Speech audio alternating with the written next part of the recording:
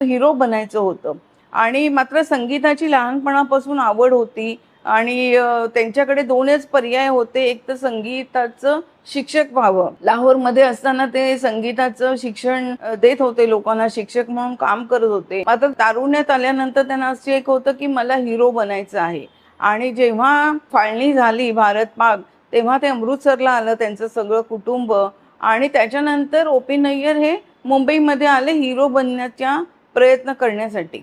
इथे आल्यानंतर बरेच काही धक्के खाल्ले, तर त्यांना काही हिरोचं काम कुठे मिळेना. खरं दिसायला खूप चांगले होते, व्यक्तिमत्व चांगलं होतं, प्रसन्न व्यक्तिमत्व होतं. मात्र त्यांना हिरोचे काही रोल मिळेना. त्यांना एकाने एक सल्ला दिला, की "तू हिरो काही बनू शकत नाही, तर तू दुसरं काहीतरी कर." आता दुसरं काहीतरी कर म्हणजे फक्त संगीताचं त्यांच्याकडे ज्ञान होतं. संगीताचं ज्ञान होतं म्हणजे त्यांनी रीतसर संगीताचं शिक्षण घेतलं नव्हतं. हे त्यांचं वैशिष्ट्य आहे, की संगीताचं रीतसर शिक्षण घेता सुद्धा ते इतके दर्जेदार त्यांनी संगीत दिलं चित्रपटांना. He was born music director. तर तसे ते होते.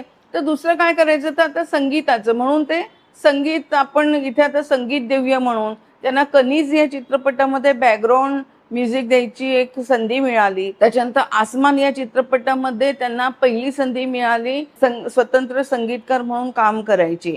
त्यानंतर त्यांनी बाज आणि छम छमाछम हे 2 चित्रपट केले. मात्र त्याचं संगीत फारसं आणि ते चित्रपट फारसे चालले नाहीत.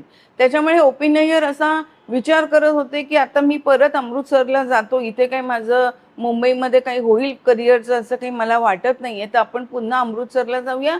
तिकडे मी जाऊन पुन्हा संगीत शिकवण्याचं काम करेन म्हणून.